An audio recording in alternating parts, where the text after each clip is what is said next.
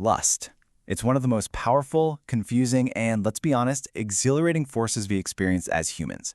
It can be the spark that starts something amazing, or it can be the beginning of a cycle that feels totally impossible to break. So today, we're going to unpack that whole journey, from a simple crush all the way to a potential compulsion. I mean, come on, we have all been there. You don't even know their last name, but suddenly, just hearing their first name makes your stomach do a little flip. Your brain has just locked on target and you know things are about to get, well, a little weird. That initial spark, it's a totally universal human thing. And right off the bat, before you start judging yourself for feeling this way, let's just get one thing straight. This feeling is completely 100% normal. It's not a character flaw, it's just biology. It's your brain's very effective way of screaming, "Hey, I'm drawn to you." It's supposed to be a little chaotic and fun, but understanding its patterns, that's where the real power is. Okay, so let's start with the healthy, super common way lust plays out. And one of the best ways to understand this comes from Psych to Go, which breaks it all down into a 4-stage journey that pretty much all of us will go on at some point in our lives. So here they are: initial attraction, infatuation, climax, and finally, clarity. You can think of this as a kind of roadmap. Knowing which stage you're in can really help you figure out if you're just caught up in the intensity of a crush or if there's potential for something real. So let's break each one down. It all starts here, right? With that little spark. Maybe it's their laugh, or the way they talk, or just something about them you can't even put your finger on. Your logical brain hasn't even had a chance to chime in yet, but your body is already reacting. It's pure, instinctual, and your only thought is, I need to get closer to them. And this is where we hit a really important question you have to ask yourself. This early in the game, the person you're so drawn to might actually be more fantasy than reality. It's a huge distinction. Are you falling for them, or are you falling for the exciting idea of them that you've built up in your mind? So if stage 1 was the spark, stage 2 is the full-on bonfire. This is when you start rereading their texts, replaying conversations in your head, and analyzing every little thing. Your brain is chasing that dopamine hit, so it starts to fill in all the blanks with perfect, idealized traits, basically putting them on a pedestal. It's the thrill of the chase for sure, but a lot of the time, you're chasing an illusion. And then we hit the peak. At this stage, that desire can feel, well, pretty overwhelming. Your brain isn't weighing the pros and cons of long-term compatibility. It's not looking for red flags. It's focused on just one thing: relief. Relief from all that tension and uncertainty.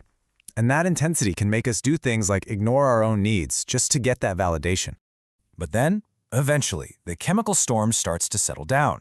The fog lifts, and this, my friends, is the moment of truth. You finally start to see the person for who they actually are: the good, the bad, the quirky. And it's right here that lust does one of two things. It either evolves into a real, genuine connection, or it just, poof, disappears. And this really gets to the core of it, right? Lust is a pull. It's this intense, almost involuntary force that drags you forward. But clarity is about making a conscious choice. It's the difference between being carried away by a feeling and actively deciding, yes, I want to build something here. Okay, so that's the typical journey. Pretty straightforward. But what if you get stuck? What happens when that intense need for relief doesn't lead to clarity, but instead it just becomes a cycle that you can't seem to escape? What if the chase never ends? And that question brings us to the second part of our explainer, where we're going to explore what happens when that desire turns into a trap. For this, we're drawing on some incredible insights from Inspire Within to look at what's known as the addiction spiral. This framework lays out 7 very distinct levels, and you can see a clear, escalating progression. It starts with something that seems totally harmless, just some curiosity, but it can descend all the way to a point where the addiction completely takes over a person's life. Let's see how that spiral builds. So the first 4 levels show you just how fast the brain can get rewired.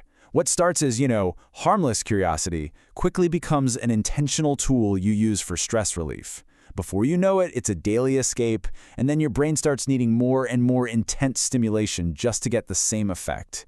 And all the while, secrecy and shame are quietly building in the background. By the time you get to levels 5 and 6, the addiction has created this deep, painful isolation. Real human connection just feels like way too much work compared to the instant gratification you can get alone.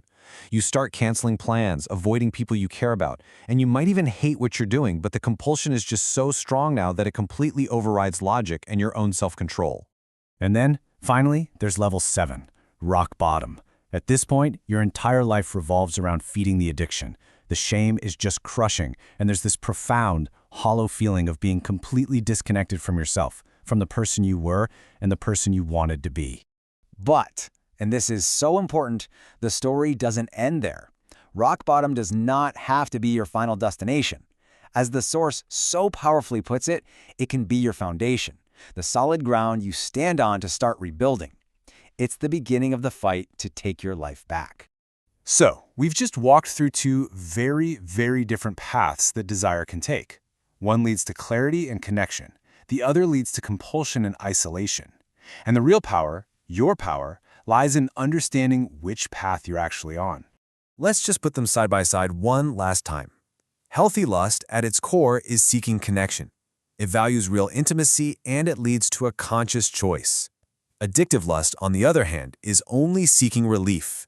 It values intensity over intimacy and it leads to a compulsive cycle where you completely lose your sense of choice. Now, for anyone listening who recognizes themselves on that second path, please hear this. You are not your addiction. The person you were before all this started is still in there. They're just buried under layers of shame and compulsive behavior. Recovery is really just the process of digging through all that to find that person again. So, ultimately, when it comes to desire, maybe the most important question we can ask isn't about how real or intense the feeling is.